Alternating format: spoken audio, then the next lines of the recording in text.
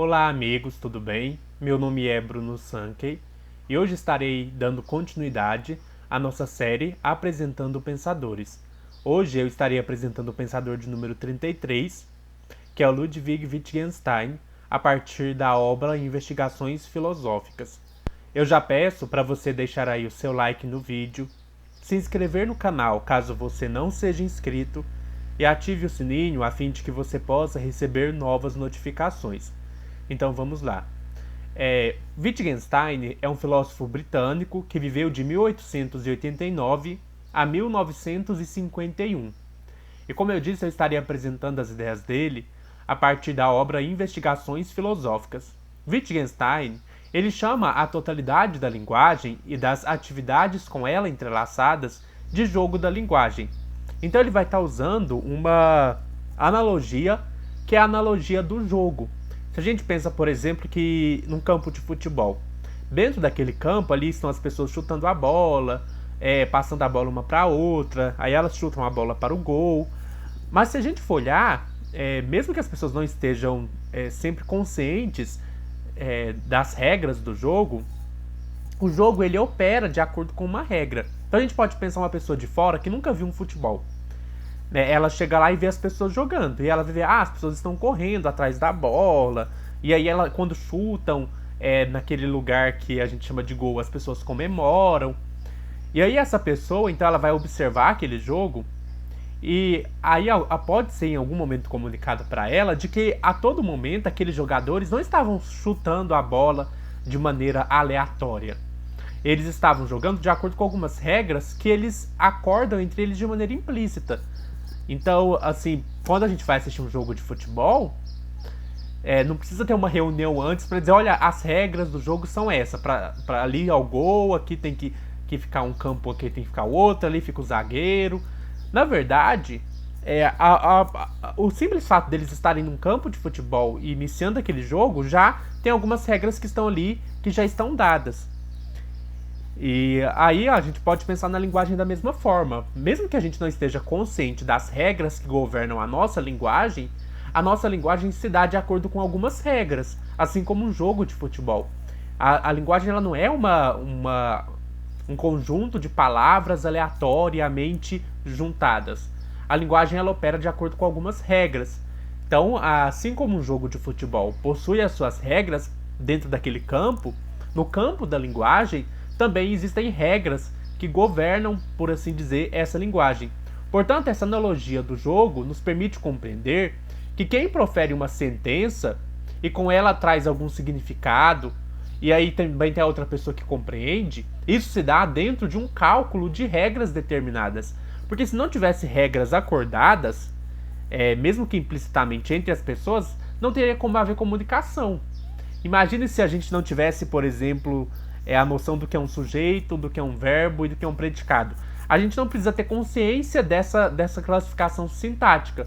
Mas se as pessoas falassem de qualquer jeito, simplesmente lançassem as palavras sem obedecer à estrutura sintática, ninguém iria se compreender, né? Então a linguagem ela opera de acordo com algumas regras.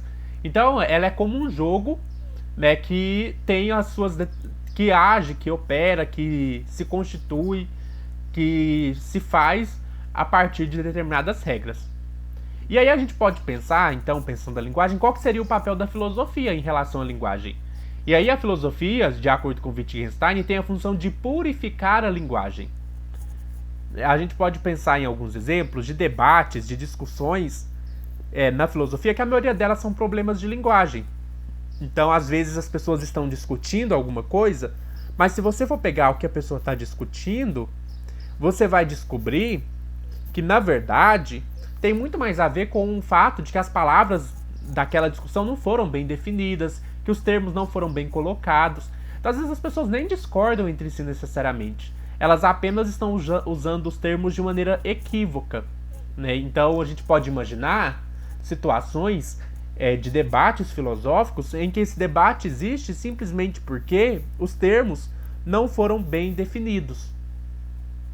Que as pessoas estão, por assim dizer, usando os termos de maneira equívoca. Eu posso dar um exemplo de uma discussão bem complicada que teve esta semana comigo, que foi o fato de eu ter dito que eu me considero uma pessoa negra, mais especificamente uma pessoa parda, e não uma pessoa branca, por mais que eu tenha a pele mais clara, né, por eu ter características fenotípicas negras, né, mas na verdade é quase que uma mistura, porque minha família é uma mistura de negros com brancos, então eu tenho uma característica bem miscigenada, né?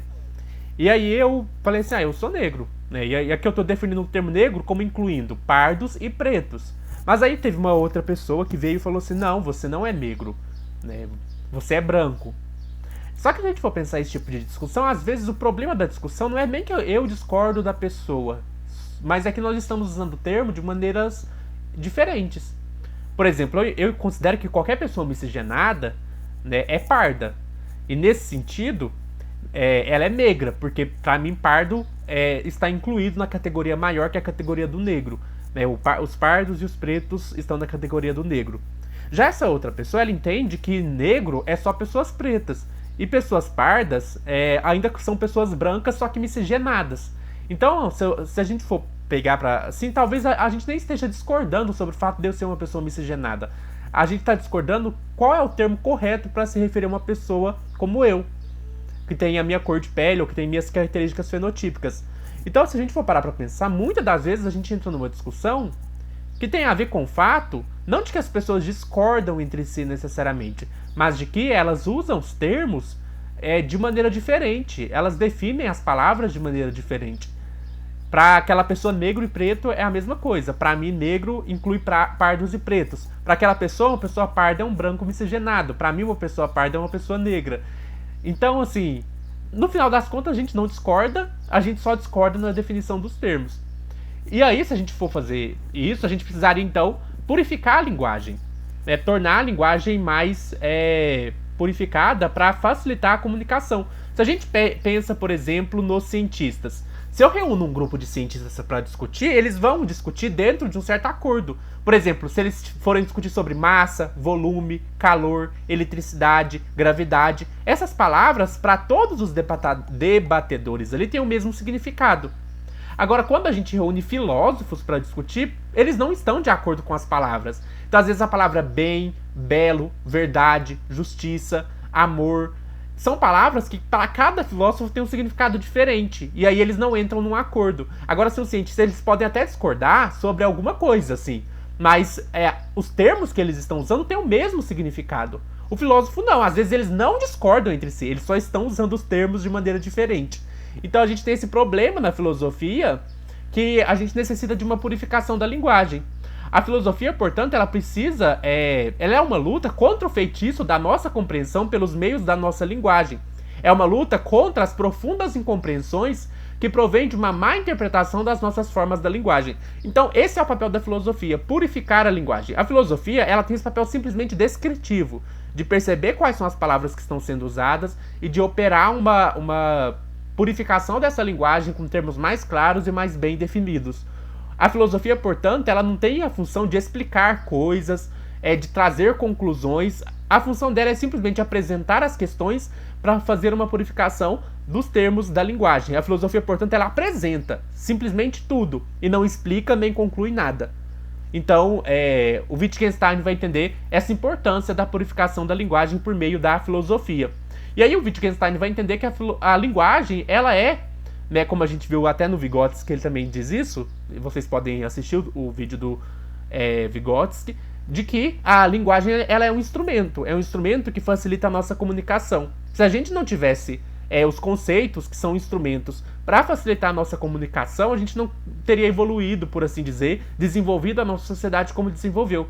A gente não teria conseguido construir estradas, construir máquinas, porque a comunicação ela é importante para o nosso desenvolvimento enquanto humanidade. São essas as ideias do Ludwig Wittgenstein a partir de investigações filosóficas. O próximo pensador que eu estarei apresentando em ordem alfabética será Martin Heidegger. E aí eu já peço novamente para você deixar o seu like no vídeo, se inscrever no canal caso você não seja inscrito, ativar o sininho para novas notificações, compartilhe o vídeo com seus amigos e até mais.